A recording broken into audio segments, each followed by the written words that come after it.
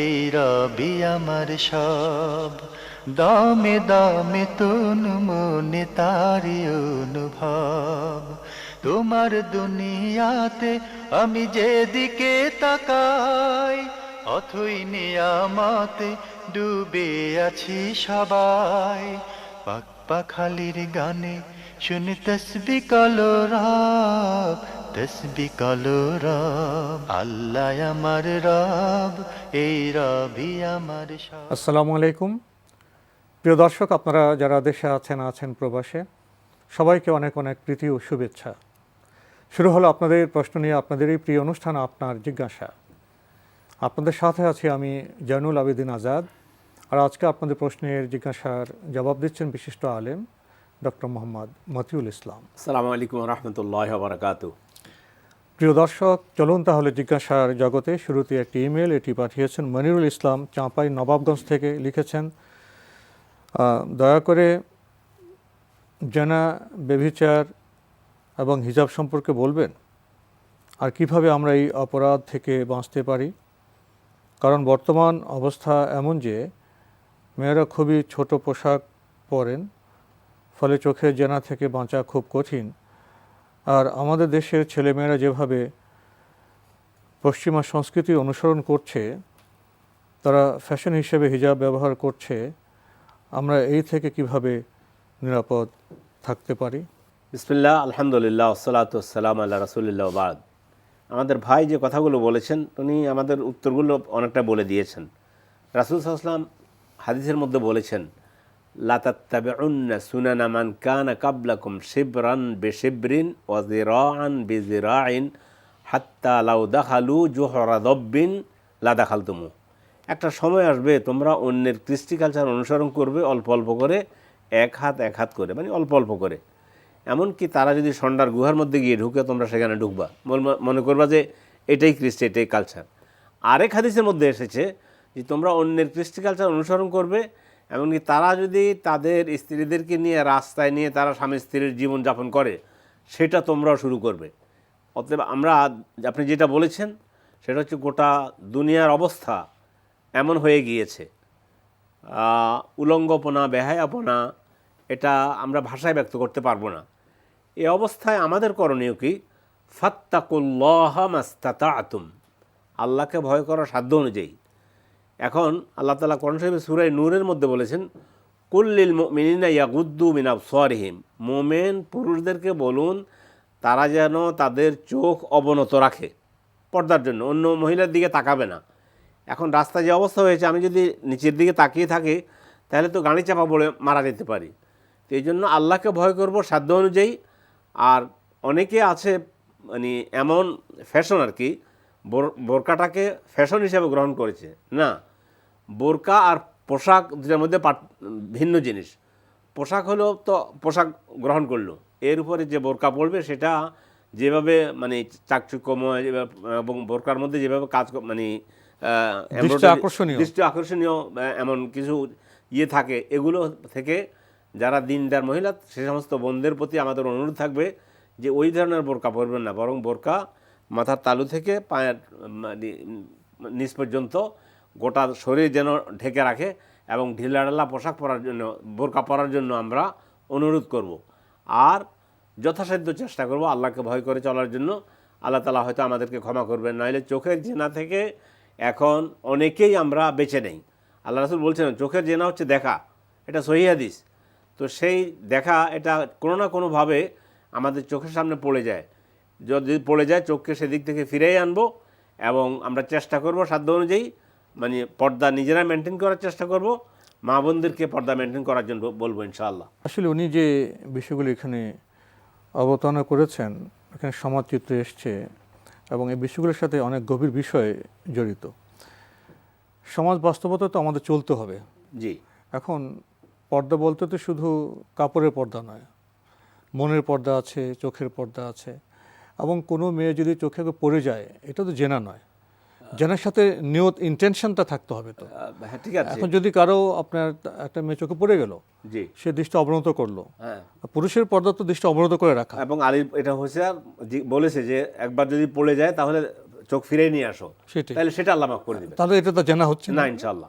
তাহলে ইসলামী বিধান জানলে আমাদের সমাজে আমাদের অবরুদ্ধ হয়ে থাকতে হবে না, আমরা চলতেও পারবো, বিধান জানবো। তবে যেটা আপনি আহ্বান জানিয়েছেন যে হিজাবটা হিজাবের মতোই হতে হবে। জি, তারপরে মেয়েরা কাপড় চোপড় পরবে, ইসলামের যে ড্রেস কোড সেটা মেনে পড়তে হবে, পুরুষদেরও পড়তে হবে, অবশ্যই। এবং দৃষ্টিকে সংযত করতে হবে, মনের পবিত্রতা বজায় রাখতে হবে, নারীকেও বলেছে, পুরুষকেও এবং বলেছে। বাহ্যিক বিষয়গুলো আমাদের মেনটেন করতে জি। হবে। তাহলে হয়তো আমরা নানা যে ফিতনা তা থেকে আমরা বাঁচতে পারবো। প্রিয় দর্শক, এবার আমাদের হাতে আরও একটি ইমেল, যিনি পাঠিয়েছেন নাম প্রকাশে অনিচ্ছুক, লিখেছেন, একবারে 3 তালাক দিলে কি বউ ছাড়া হয়ে যায়? জি বন্ধু, তালাক দেওয়ার প্রশ্ন আসবে কি জন্য? বউ তো বিয়ে তো করেছেন তালাক দেওয়ার জন্য না, এত খরচ করে, এত বিয়ে তো আনন্দ করেছেন করে, এত ঘর সংসার করার জন্য। জি, আল্লাহ তাআলা বলছো যদি কোনো কিছু তোমরা তোমাদের স্ত্রীদের অপছন্দ হয়, তাহলে সেটার মধ্যে আল্লাহ অনেক কল্যাণ রেখে দিয়েছেন। এবং তালাকের কথা বহু পরে বলা হয়েছে। আল্লাহ বলছেন ওয়াশিরুহুন্না বিল মারুফ, তাদের সাথে সুন্দরভাবে জীবন যাপন ইসলামের করো। তালাক তো একটা অপছন্দনীয় কাজ। ফাইন কারাহতুমুন্না শাইয়ান ফাহসা আন তাকরাহু শাইয়ান ওয়া জাআলাল্লাহু ফিহি খায়রান কাসীরা। কোনো কিছু অপছন্দ হলে ওর মধ্যে আল্লাহ অনেক কল্যাণ রেখে দিয়েছেন। তালাকটা বলেছে সর্বশেষে, তালাকের আগে অনেকগুলো, এবং তালাক দেওয়ার পদ্ধতি সম্পর্কে বলেছেন। যদি একান্ত আর কোনো পথ খোলা নেই, আরো ক্ষতির বেশি আর আশঙ্কা হবে। হ্যাঁ, তালাকের বিকল্প কোনো কিছু নেই, তখন এক তালাক দিতে বলেছে, যাতে করে তারপরও চিন্তা ভাবনা করে স্ত্রীকে ইদ্যতের মধ্যে ফিরে নিতে ফিরে পারে। নিতে পারে। 2 তালাক দিতে বলছে 2 তোহরের মধ্যে, তারপরও স্ত্রীকে ফিরে নিতে পারবে। 3 তালাক দিলে তালাক হয়ে গেল, স্ত্রীর সাথে আর ঘর সংসার করা যাবে না, অন্যখানে বিবাহ বসা ব্যতীত। দর্শক, এবার আমাদের হাতে আরও একটি ইমেল, এটি পাঠিয়েছেন মারিয়া রহমান, ঢাকা থেকে। আপনি লিখেছেন, আমার কিছু বিষয়ে প্রশ্ন আছে, প্রশ্নটি পড়ে দীর্ঘ নির্দেশনা দিলে খুব উপকৃত হব। হাদিসে পড়েছি, আজান ও ইকামতের মাঝে বান্দা দোয়া করলে আল্লাহ ফিরিয়ে দেন না। মেয়েরা তো ইকামত দেয় না, তাহলে আজান ও নামাজের মাঝে দোয়া করলে কি একই ফজিলত পাওয়া যাবে, নাকি এটা শুধু যারা মসজিদে জামাতে নামাজ পড়ছেন তাদের ক্ষেত্রেই প্রযোজ্য? আমি ঘরে নামাজ পড়ি, সেক্ষেত্রে সবসময় আজানের জবাব দেওয়ার পর নামাজের আগে হাত তুলে দোয়া করি। আমাদের বাসার পাশেই মসজিদ বলে ভোরবেলা মসজিদে ইকামত হলে আওয়াজ শুনতে পাওয়া যায়, নামাজ শুরু হলে বোঝা যায়। তাই ফজরের সময় আজানের সাথে সাথে সুন্নত নামাজ পড়ে 100 বার সুবহানাল্লাহি ওয়া বিহামদিহি, 33 বার সুবহানাল্লাহি ওয়া আলহামদুলিল্লাহি ওয়া লা ইলাহা ইল্লাল্লাহ ওয়া আল্লাহু আকবার পড়ি ও হাত তুলে নিজের জন্য দোয়া করি। ততক্ষণে মসজিদে নামাজ শুরু হয়ে যায়। এরপরে ফরজ 2 রাকাত পড়ি। সুন্নত ও ফরজ নামাজের মাঝে এভাবে সময় নেওয়াটা কি ঠিক হচ্ছে না ভুল করছে? ওনার প্রথম প্রশ্ন ছিল যে মেয়েরা তো একামত দেয় না। একামত দেয় না, না অসুবিধা নেই। এর মধ্যে আজান আর একামতের মাঝখানের দোয়া আল্লাহ কবুল করেন, এটা ঠিক আছে। আপনি একামত দেন না, সেই জন্য কোনো কথা নেই। একামত দিতে তো পারেন। মানে আপনি একামত না, উনি যেহেতু জমাতে নামাজ পড়ছেন না, সেই হিসাবে তিনি একামত দিচ্ছেন না। পুরুষরা কি একা একা নামাজ পড়লে একামত দেন না? দিলে দিতে পারবে, পুরুষরা চাইলে একামত দিতে পারবে। তো আপনি আজান এবং একামতের মাঝখানে দোয়া করলে আপনিও সওয়াব পাবেন, এবং মানে যে ফজিলতের কথা বলা হয়েছে এটা আপনিও পাবেন, পুরুষও পাবে, অসুবিধা নেই, এটার মধ্যে আপনি ইনক্লুড আছেন। জি, এটা নিয়ে খুব চিন্তার কোনো কারণ নাই। লিখেছেন, শুক্রবারে জুমার নামাজের আগে অথবা আসর ও মাগরিবের মাঝে সূর্যাস্তের আগ পর্যন্ত সময় বান্দার দোয়া কবুল হয়।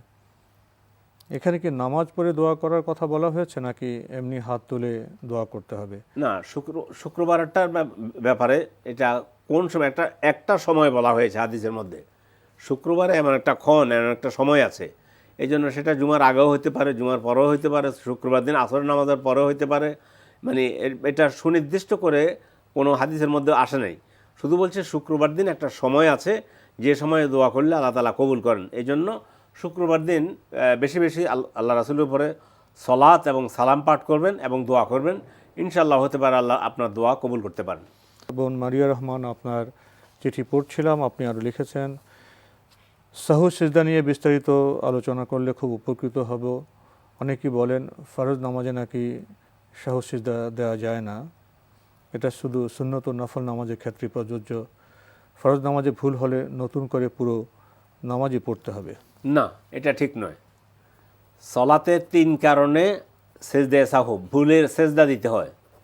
নামাজে কোনো কিছু বেশি হওয়া, নামাজে কোনো কিছু কম হওয়া, নামাজের মধ্যে সন্দেহ হওয়া, এই 3টি কাজের যে কোনো একটি ঘটে গেলে ফরজ নামাজ এবং সুন্নত নামাজ, নফল নামাজ, সকল নামাজের জন্য, সকল নামাজে ভুলের, সুন্নত নামাজ যখন নিয়ত করে ফেলবেন তখন সেটা আদায় করা অপরিহার্য দায়িত্ব। তো ফরজ নামাজ তো অবশ্যই লাগবে, মানে সেজদায়ে সাহু। সেটা হচ্ছে কোনো ওয়াজিব যদি বাদ পড়ে তাহলে এক কথা 3টা বিষয় মনে রাখবেন: নামাজে বেশি হয়ে যাওয়া, কম হয়ে যাওয়া, সন্দেহ হওয়া। এই 3টা অবস্থা যদি সামনে আসে তখন সেজদায়ে সাহু দিতে হবে। আল্লাহ রাসূল সাল্লাল্লাহু আলাইহি সাল্লাম এভাবে ফরজ সালাত সাহাবাদেরকে নিয়ে পড়েছেন। একবার মানে আসরের সালাত 5 রাকাত পড়ে ফেলেছেন, সালাম ফিরিয়েছেন, এটা বেশি হয়ে গেল। সাহাবারা জিজ্ঞাসা করছেন যে নামাজ বেশি হয়েছে, দৃষ্টি আকর্ষণ করেছেন।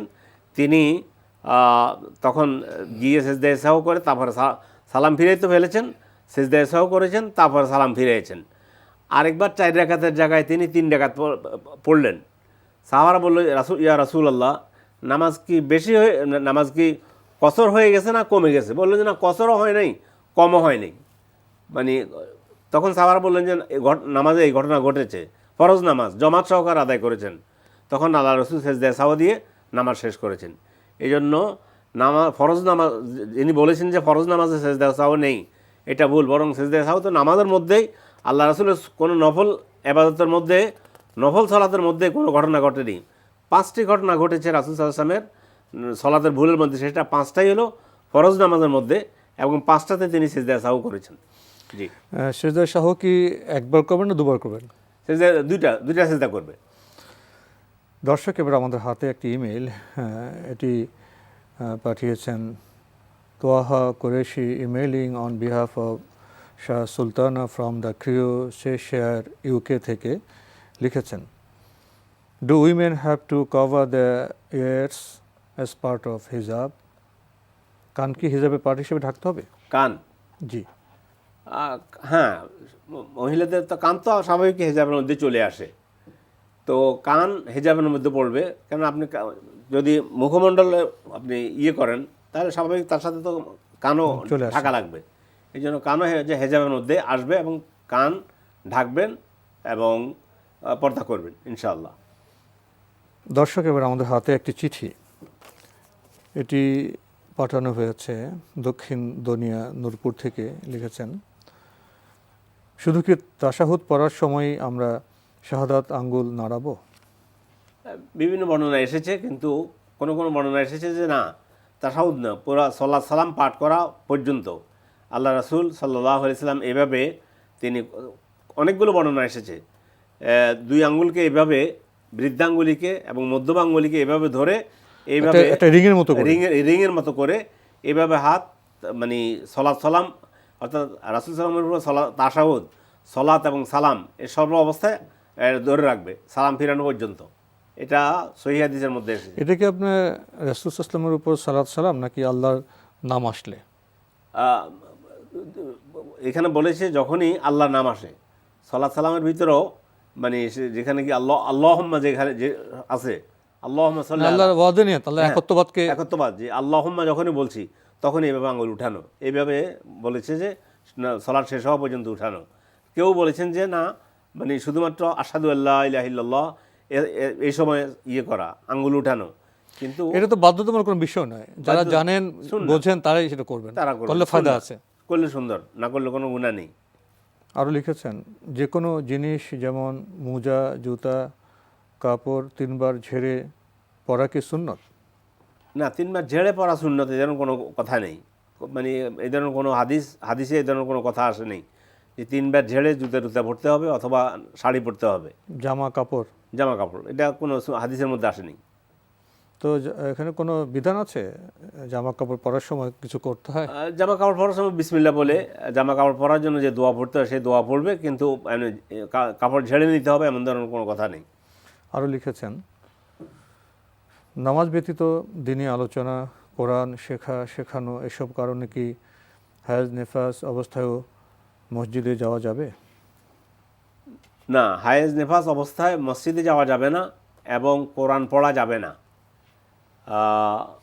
যদি যে সময় নামাজ মানে কাজা হয় যে সমস্ত কারণে মহিলাদের, এই অবস্থায় মসজিদে প্রবেশ করবে না এবং কোরআনও পড়া যাবে না। অন্য দোয়া দূত পড়তে পারবেন, অন্য দোয়া পড়তে পারবেন। আপনি আরও লিখেছেন, ফরজ নামাজের পর আমরা যেসব আমলগুলো করে থাকি সেগুলো কি হায়েজ নাফিসকালীন সময়ে করা যাবে নামাজের ওয়াক্তগুলোতে? দোয়াগুলো পড়া যাবে কিন্তু কোরআন পড়া যাবে না। হায়েজ নামাজ অবস্থায় তো নামাজ পড়বেন না, কিন্তু দোয়া করা যেতে পারে, কিন্তু কোরআন শরীফ স্পর্শ করা যাবে না। আরও লিখেছেন, 100 বার সুবহানাল্লাহ বলতে ডান হাতের কর গোনার সাথে সাথে বাম হাতের আঙুল গোনা কি যাবে? উদাহরণ 20 × 5 = 100। বুঝছি, এক কথা বাম হাতেও গোনা যাবে কিনা এটা বলেছেন। দুটি হাত ব্যবহার করতে পারবেন কিনা? অনেকে বলেছেন এটা মরুয়ার ব্যাপার, অর্থাৎ এটা হচ্ছে শিষ্টাচার, ডাইন হাতে গণাই উত্তম, বাম হাতে গণলেও কোনো মানে পাপ হবে না। আপনার উদ্দেশ্য হচ্ছে হিসাব রাখা, যে আমি কয়বার পড়ছি, এটা 100 বার হিসাব রাখা। এটা 2 হাত ব্যবহার করলে করতে পারেন। অনেকেই শিষ্টাচার দিক থেকে বলে যে ডান হাত দিয়ে গণাই উত্তম, এটা বলে থাকেন, কিন্তু কোনো অসুবিধা নেই। লিখেছেন, হায়াজের শেষের দিকে হলুদ বা মেটে কালার এর ব্লাড দেখলে কি সেটা হায়াজই ধরতে হবে? মেটে কালার পর্যন্ত এটাকে হায়েজ দিতে হবে। লিখেছেন, দোয়া করার আগে পরে দরুদ ইব্রাহিম একবার করে পড়লে দোয়া তাড়াতাড়ি কবুল হয়, এটা কি ঠিক? এটা নয়, দোয়া করার আগে আল্লাহর হামদ এবং রাসূল সাল্লাল্লাহু আলাইহি ওয়াসাল্লামের উপরে যদি সালাম পাঠ করা হয়, আল্লাহুম্মা সাল্লি আলা মুহাম্মদ, অথবা মানে তাহলে সেই দোয়া আল্লাহ তাআলা বেশি কবুল করেন। হাদিসে এটা এসেছে, আল্লাহর হামদ এবং রাসূলের উপরে সালাত এবং সালাম পেশ করে তারপর দোয়া করার জন্য আল্লাহ রাসূল বলেছেন। লিখেছেন, কোরআন মাজিদ পড়ার সময় কেউ সালাম দিলে আমরা কিভাবে তার উত্তর দেব? ওয়ালাইকুম আসসালাম বলে উত্তর দিবেন এবং পরে আবার কোরআন তেলাওয়াত শুরু করতে বিসমিল্লাহির রহমানির রহিম বলে কোরআন তেলাওয়াত শুরু করবেন। দর্শক, আপনি সবশেষে লিখেছেন, শাক সবজি ও ফলের ভেতরে যেসব পোকা থাকে সেগুলো মারলে কি গুনাহ হবে? না, যেগুলো মুজি, যেগুলোর কারণে মানুষের কষ্ট হয়, সে সমস্ত প্রাণী অথবা কীট পতঙ্গ মারলে কোনো গুনাহ হবে না ইনশাআল্লাহ, এবং এটা কোনো গুণের সাথে এটার কোনো সম্পর্ক নেই। জি, তো আজকে আমাদের এখানে শেষ করতে হচ্ছে। আপনাকে অনেক ধন্যবাদ। ধন্যবাদ আপনাকেও। আমাদের ভাই চমৎকার প্রশ্ন করেছেন, শাক সবজি ফলের ভেতর পোকা থাকে, পোকা ছাড়াও ফল থাকে, কত নেয়ামত আমাদের চারিদিকে আমরা প্রতিনিয়ত ভোগ করছি, আমরা বেঁচে আছি আল্লাহর নেয়ামত ভোগ করে, কিন্তু এগুলো শুকরিয়া আমরা কতটা আদায় করি? দেখা যায় নেয়ামতকে নিয়ে আমরা ব্যবসাও করি, ব্যবসা করা বৈধ বিষয়, কিন্তু নেয়ামতে আমরা ভেজাল করি, মানুষের ক্ষতি করি, এগুলো অন্যায়। আল্লাহ বিশ্বাসে কোনো ইমানদার এসব কাজ করতে পারে না। আসুন আমরা জীবনযাপনের বিভিন্ন সম্পর্ক সূত্রে যে কাজে আল্লাহ বিরাগ হন, অখুশি হন, সেগুলো থেকে আমরা দূরে থাকি। চিঠি লিখুন, প্রশ্ন পাঠান আমাদের ঠিকানায়। পরিচালক আপনার জিজ্ঞাসা, এনটিভি, বিএসসি ভবন, 7ম তলা, 102 কাজী নজরুল ইসলাম এভিনিউ, কারওয়ান বাজার, ঢাকা 1215। আপনারা ইমেলও করতে পারেন। আমাদের ইমেল অ্যাড্রেস আপনার জিজ্ঞাসা @ntvbd.com। প্রিয় দর্শক, আপনারা আমাদের এই অনুষ্ঠান এনটিভি অনলাইনেও দেখতে পারবেন। ভিজিট করুন www.ntvbd.com। দর্শক, আপনারা সবাই নিরাপদে থাকুন শান্তিতে। আসসালামু আলাইকুম। আল্লাহ আমার রব, এই রবি আমার সব, দামে দামে তুন মনে তারি অনুভব। তোমার দুনিয়াতে আমি যেদিকে তাকাই, অথই নিয়ামতে ডুবে আছি সবাই।